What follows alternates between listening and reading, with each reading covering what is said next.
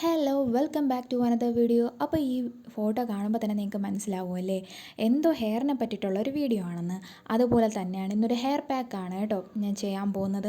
അപ്പോൾ ഇതേപോലെ നമ്മുടെ ഹെയർ നല്ല തിക്കായിട്ടും ലോങ് ആയിട്ടും ഷൈനിങ് ആയിട്ടും കിടക്കാൻ വേണ്ടിയിട്ടുള്ളൊരു അടിപൊളി ഹെയർ പാക്കാണ് ഞാൻ തയ്യാറാക്കാൻ പോകുന്നത്. അതിനാദ്യമായിട്ട് വേണ്ടത് കുറച്ച് ചെമ്പരത്തി ഇലയാണ്. ഇതിൻ്റെ ഗുണങ്ങളെപ്പറ്റി ഞാൻ പറയാതെ തന്നെ നിങ്ങൾക്കറിയാം.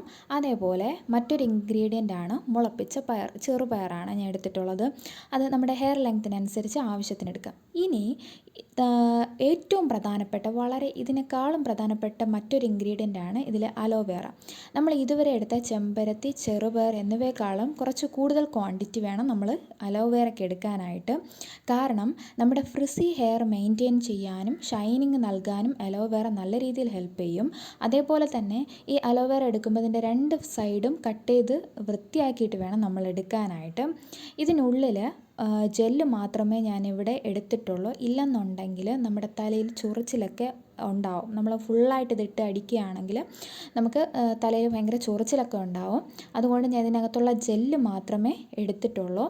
പിന്നെ അതുപോലെ തന്നെ ഇതിലെ മറ്റൊരു പ്രധാനപ്പെട്ട ഇൻഗ്രീഡിയൻ്റ് ആണ് മൈലാഞ്ചി.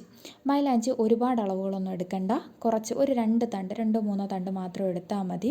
കാരണം ഒരുപാട് എടുത്തു കഴിഞ്ഞാൽ നമ്മുടെ ഹെയറിന് കുറച്ച് കളർ കൊടുക്കും. അപ്പോൾ അങ്ങനെ കളർ വേണമെന്നുള്ളവർക്ക് ആഡ് ചെയ്യാം.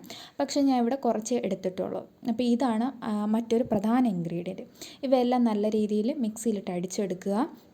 ഇതിനകത്തോട്ട് ഫ്രിസിനെസ് കൂട്ടുന്ന മുട്ടയോ അതുപോലുള്ള കാര്യങ്ങളൊന്നും ആഡ് ചെയ്യാൻ പാടില്ല.